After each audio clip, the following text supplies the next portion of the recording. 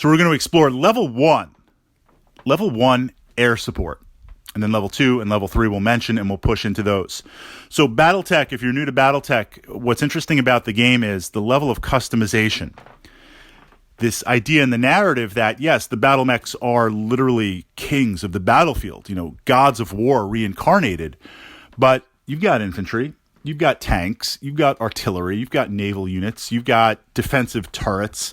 It's literally total warfare, combined arms. And in your games, you can choose to play mech versus mech, and a lot of games are mech versus mech. You could go vehicles versus mech. You could mix everything in. I mean, there's a lot of opportunity. And Battletech now takes that to the vertical in that you have air support. You have air units operating within the game. And this adds a new level of complexity towards the rules.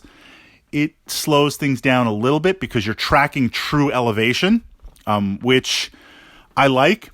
I mean, it has to almost be true elevation because you have ground units, and that's important. Can they hit them? So even if you have an air unit on a little flight stand, that's abstract. It represents the hex that it's in, but it could be super high up. Literally, it would be like at your ceiling, or it could be one hex down, and that does require a little bit of tracking. So it will take you a little time to get used to it, get used to the rules, get used to the tactics, but it opens so much up. Okay, these are my definitions. Level 1 are close support air units, VTOLs, troop transports, attack helicopters. They're not massive fighters and gunships, and they're stuff that is going to work very, very close, a few hexes alongside a battle mech. I mean, they're literally that super close support. Level 2, now we get into fighters, dedicated fighters, the mech buster and other type of conventional aircraft that are going to operate, but they're going to be strafing, they're going to be dropping bombs, they're going to be engaging in that way. So in terms of elevation, they tend to be they're very rarely on the ground or low, unlike these attack helicopters in level 1. They're at that mid space. And then we have aerospace fighters, where if you look at those, these are literally like mechs in space. They can operate out in space. You could take Battletech to where you've got some drop ships and you're fighting there, and now those units are making their way in. They can operate within the atmosphere, so they can operate as conventional air support. The challenge with these, you look at them, they've got as much armor or more armor than battle mechs. They have weapons like battle mechs. They're very expensive battle value. They are somewhat rare. They're kind of like mechs in space. So in terms of playing, we're going to focus on these level 1 units because they're the easiest to approach and understand, because they're mostly going to be staying low to the ground. Battle value is very low because they're conventional. Like if you look at them in Battletech, and we're going to be looking at the Karnov, warriors, and support helicopters, they look like normal kind of modern units. They're very familiar, and they're going to be operating literally at low levels with your mechs, intimately with your units. But that's not to say they can't fly high. So the Karnov first. The Karnov is a great low battle value. It's essentially troop transport. So you have the ability to load up on infantry and literally in one turn potentially zap them on a standard kind of table playing, get them into that position. The ability to, because mechs are fast, but they're not that fast. Hover units are fast. But the Karnov can get these infantry into position on tall buildings, within forests. A great example, 2 Karnovs loaded up with infantry, dropping them off in the center of the table, not like literally in the center of the table, maybe a little bit left or right in a forest or in some terrain or a building. And now you have a massive area denial threat bubble for almost no battle value. So the ability to quickly ferry infantry and pile them on, massive. You also have the configuration for the lulls with the autocannon 20. It's one shot, here you go.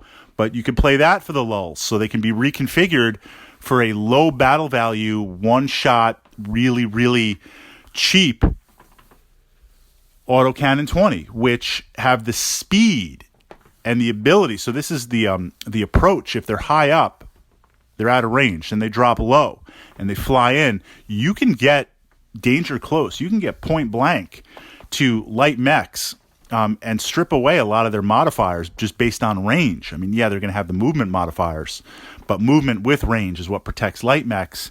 You get autocannon shots, you connect, they're absolutely done. They're in a lot of trouble. So you have these Karnovs. Second to that are the warrior class helicopters. They've got some autocannons, they've got some missiles. They're great hunters because you have such speed and such mobility. You're getting rear armor on everything. You're attacking vehicles from the side, chewing up motive hits. You've got just free range to harass mechs. Now, if you get hit, you might be able maybe to take like a medium laser or something. You're praying for some rotor hits sometimes. But from that perspective, they get hit, they go down, but the battle value is nothing. And there's other things on the table. Because again, this is combined arms. There's other things on the table that your mechs are engaging, vehicles are engaging. So these level 1 type air units, there's such low battle value, there's such low target priority that they go unnoticed. And it's kind of like the duality of, okay, I'm advancing with my mechs, and I've sent out my warriors on the left and right flank because I'm going to engage your vehicles and get side armor to increase the chance for motive hits. You got some long-range missiles configured in your units. What do you shoot at? If you shoot at my warriors and stuff, okay, great. You might kill them, but that's a turn or two. If you don't kill them, that's wasted shots. Let's say best case scenario, you're rolling like a champ. You kill them. Well, that's 1 or 2 or 3 turns. You have not been shooting at my mechs. My mechs are coming in. You haven't been shooting at them. You haven't been softening them up. I've been softening you up. So it's a great way to get that battle value. The next are just generic attack helicopters. There's some units in Battletech that they just don't really have a name because they're so produced under so many different names. An example would be like the Goblin is a very, very specific APC, Armored Personnel Carrier / tank. There are others that are just essentially stripped down low battle value, like 30 battle value APCs. They're generic. So there are some generic units in Battletech. Infantry is an example of kind of a generic unit. These generic attack helicopters are literally, I got to check it, but it's literally like 30-something, 36 or 40 battle value. Think about that. And we'll get to initiative in a second. They're just an attack helicopter with a machine gun on it. So think of like a modern attack helicopter with like some miniguns on it. That's what it represents. They are amazing at flushing out infantry. So if you get these attack helicopters for nothing, what do you gain? No battle value. Well, first of all, you gain the ability to zip up, zip down, and just flush out infantry. You're just going to savage them. Then if they survive, so I'm not engaging my mechs or I'm not risking getting close and getting peppered by some infantry, that trade-off. Second, so I don't have to, think about this, infantry. If I bring up my locusts to deal with your infantry, I don't want to get hit with some infantry swarms. 2 or 3 infantry swarms, yeah, my locust will take you out, but the return fire is going to really mess me up, cripple me, or maybe even kill me. All right, so I'll send in the medium or a heavy mech and just savage your infantry with machine guns. I could do that. I'll take some damage. I don't ever want to take damage, but I could take that damage taking it. But now I've pulled off my medium or my heavy. I've had to engage your infantry. If I bypass your infantry, just run past them, then, okay, I take some hits. You fire away with your short-range missiles and your lasers and whatever. But now they're still there. So if I have to pass by again or I've got other units coming up, then I have to deal with them again. If I bypass you then and you've got APCs, you can jump in them and start chasing me. Like I need something to deal with them low battle value. That's where these attack helicopters come in.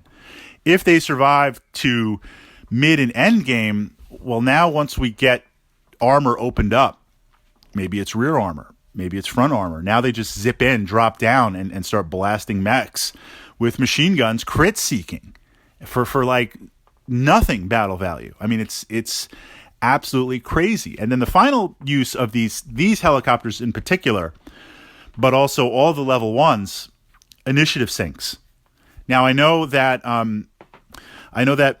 there are house rules out there, because I'm not intentionally doing this in the rules, but it's in the rules, and it represents the chain of command and control, and I'm going to utilize it.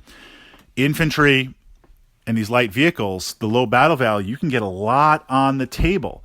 So even if I lose initiative, I'm going to be moving these vehicles first. I'm going to be moving my infantry first. Well, let's put infantry out because we're not talking about it right now. If I've got 4 of these machine gun attack helicopters, win or lose initiative, those are 4 moves that I get.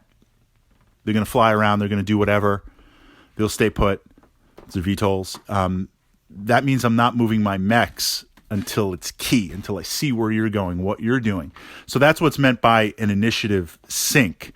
But again, there are house rules for that because some people feel it's a little bit different with how it operates, similar to infantry, different phases of the game. There is kind of a phase when you move into air support proper. It happens on its own phase of the game, and sometimes you'll put the VTOLs in there. Other times you'll operate them at the regular phase of the game. We're getting a little bit out of the rules on there, but the rules complexity. But having that option also for initiative purposes, or just target priority, more things to shoot at, more things to harass, more things to kind of block. You come down at a certain level, you block it. There's a lot of things you can do for very, very, very low, almost crazy, non-existent battle value.